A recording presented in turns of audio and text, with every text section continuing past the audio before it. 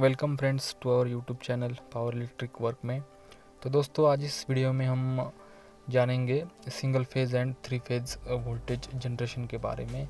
दोस्तों ये वीडियो थोड़ा लंबा हो सकता है, 10 मिनट का है, तो इसे प्लीज़ लास्ट तक ज़रूर देखिए, क्योंकि आपके मन में जो भी डाउट्स होंगे about voltage and current generation के, वो सारे के सारे क्लियर हो जाएंगे। तो चलो शुरू करते हैं वीडियो को। Voltage and current generation, single turn alternator theory. ये जो सिंगल टर्न अल्टरनेटर थ्योरी है, ये हमारे वोल्टेज एंड करंट को डिस्क्राइब करती है। मतलब कि ये जो डायग्राम आप लोग देख रहे हैं, ये diagram single turn alternator theory के अंडर आती है। तो चलो समझते हैं इस डायग्राम को। यहाँ पर हमने मैग्नेट लिया है। तो हम सबको पता है मैग्नेट के दो पोल होते हैं, एक नॉर्थ पोल और एक साउथ पोल। और ये जो नॉर्थ पोल और जो साउथ पोल है, ये छोटे से डिस्टेंस से हमने सेपरेट किया है और इसके बीच में कंडक्टिंग मटेरियल रखा है, जो कि कॉपर और एल्यूमिनियम का भी हो सकता है। तो हम सबको पता है कि मैग्नेट की एक प्रॉपर्टी होती है कि उसकी खुद की एक मैग्नेटिक फील्ड होती है, जो कि मैग्नेट के सराउंडिंग में मूव होती रहती है और N2S पोल के बीच में मूव होती है। जब ये मैग्नेटिक फील्ड N2S पोल में मूव होती है तो इसे हम फ्लक्स कहते हैं। तो ये अभी इधर जो यूज़ हुआ है, ये परमानेंट मैग्नेट हमने लिया है। तो ऐसा नहीं है कि सिर्फ परमानेंट मैग्नेट ही चाहिए होता है इलेक्ट्रिसिटी जनरेशन के लिए। ये परमानेंट मैग्नेट इसलिए लिया है क्योंकि ये मैग्नेट की प्रॉपर्टी समझने के लिए हमने ये परमानेंट मैग्नेट इधर लिया है। वैसे तो आप नीचे डायग्राम में देख रहे हैं, यहाँ पर N और S पोल बनने के लिए हमने एक कॉपर की कॉइल ली है। तो जब इस कॉइल को एक्सटर्नल सप्लाई मिलता है तो इसके सराउंडिंग में भी मैग्नेटिक फील्ड तैयार होती है due to charge of electrons. मतलब जब इस कॉइल के इलेक्ट्रॉन चार्ज होते हैं तो इसके सराउंडिंग में एक मैग्नेटिक फील्ड तैयार होती है। तो ऐसा सिस्टम भी हम यूज़ कर सकते हैं। तो फिलहाल ये समझते हैं, जब मैग्नेटिक फील्ड उसके सराउंडिंग में क्रिएट करता है तो वो N2S पोल में मूव होता रहता है। तो अब जो ये कंडक्टिंग मटेरियल है, ये हमने मैग्नेटिक फील्ड के बीच में रखा है।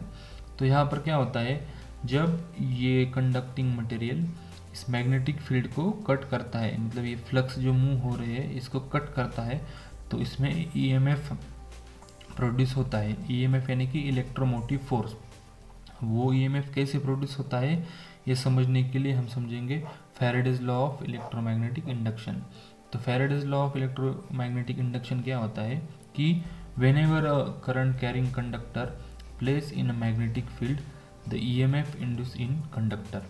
तो इसका क्या मतलब है, जब कोई भी कंडक्टिंग मटेरियल हम मैग्नेटिक फील्ड के बीच में रखते हैं तो उसके अंदर में EMF प्रोड्यूस होता है, मतलब कि इलेक्ट्रोमोटिव फोर्स उसके ऊपर तैयार होता है। तो उस इलेक्ट्रोमोटिव फोर्स की वजह से ये कंडक्टर रोटेटिंग पोजीशन में आता है, और रोटेटिंग पोजीशन में जब आता है तो इसके अंदर के जो इलेक्ट्रॉन्स होते हैं वो मैग्नेटिक फील्ड की वजह से चार्ज होते हैं, और चार्ज होने की वजह से इस कंडक्टर में से करंट हमारा फ्लो होने लगता है। तो यही Faraday's law of electromagnetic induction बताता है हमारे वोल्टेज एंड करंट जनरेशन को। तो अब आगे समझेंगे कि हमारी वोल्टेज की वेव फॉर्म कैसे तैयार होती है, और ये जब कंडक्टर रोटेटिंग पोजीशन में आता है तो क्या होता है।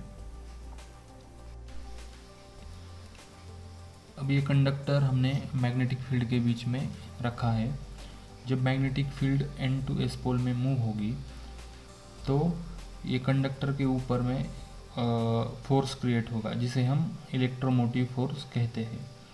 अब ये जो फ्लक्स N2S पोल में मूव हो रहे हैं और हमारा कंडक्टर फ्लैट पोजीशन में है, तो इस कंडीशन में हमारा कंडक्टर बहुत ही कम फ्लक्स कट कर रहा है। तो इसकी वजह से इसमें जो EMF प्रोड्यूस हो रहा है वो बहुत ही कम, यानी कि ज़ीरो पोजीशन में है।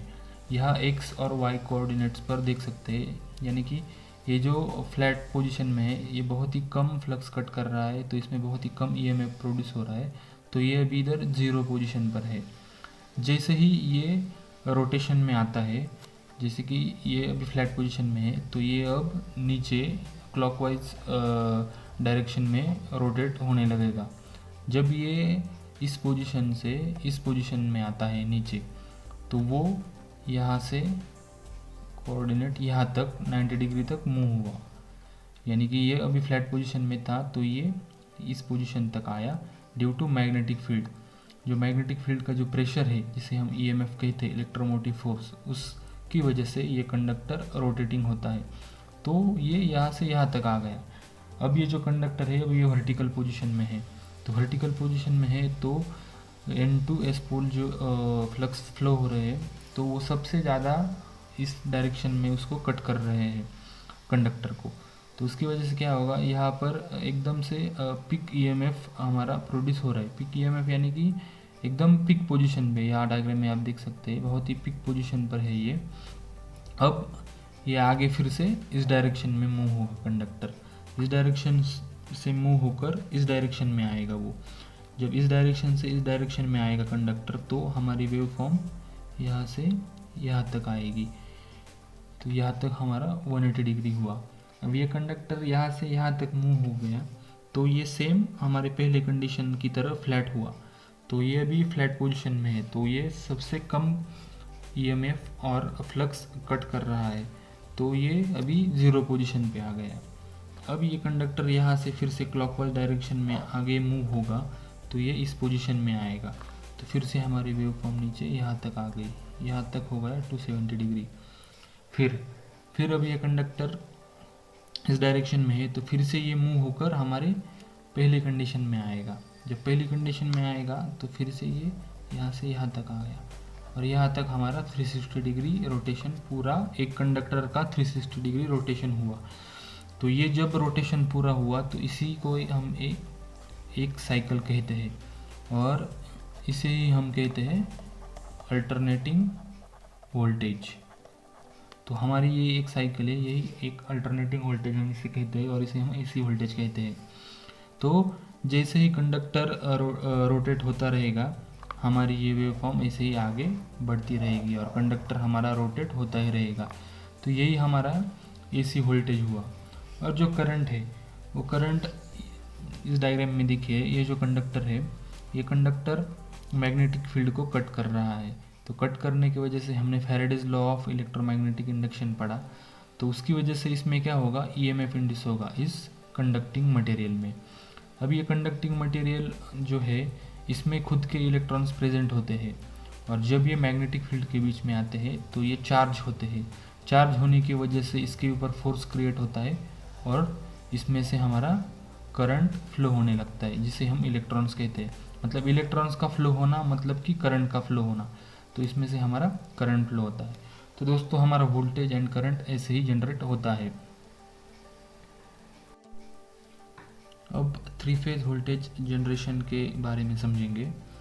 अभी तक हमने जो सिंगल टर्न अल्टरनेटर थ्योरी में देखा, वहाँ सिंगल फेज वोल्टेज के बारे में पढ़ा। वहाँ एक मैग्नेट एन और एस पोल के बीच में एक सिंगल कंडक्टर हमने रखा था और जब वो रोटेट होता था इलेक्ट्रोमैग्नेटिक फोर्स की वजह से तो उसमें ईएमएफ इंड्यूस होता था और उसमें से करंट फ्लो होता था और उसकी वेव फॉर्म भी हमने देखी। तो हमारा 3 फेज वोल्टेज भी same single turn alternator theory की तरह ही होता है। सिर्फ फ़र्क इतना होता है कि वहाँ एन और एस पोल के बीच में हमने एक कंडक्टर रखा था, यहाँ पर हमें 3 फेज वोल्टेज चाहिए तो हमने एन और एस पोल के बीच में 3 कंडक्टर रख दिए, एक आर, वाई और बी।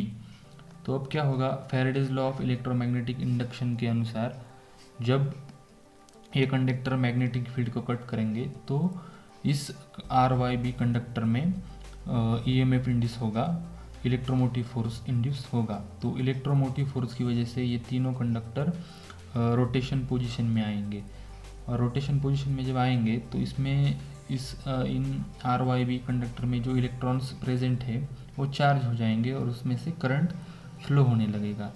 तो यहाँ पर समझते हैं वाई और एक्स कोऑर्डिनेट पर ये जो 3 कंडक्टर है, जब ये 3 conductor with respect to each other rotating position में आएंगे तो उसकी वेव फॉर्म ऐसे तैयार होगी, ये आर, ये वाई और ये बी, ऐसे वेव फॉर्म उनकी तैयार होगी क्योंकि वो तीनों कंडक्टर 360 डिग्री में घूम रहे हैं। तो इसकी वेव फॉर्म ये तैयार हो गई आर वाई और बी, और यही हमारा 3 फेज सप्लाई होता है।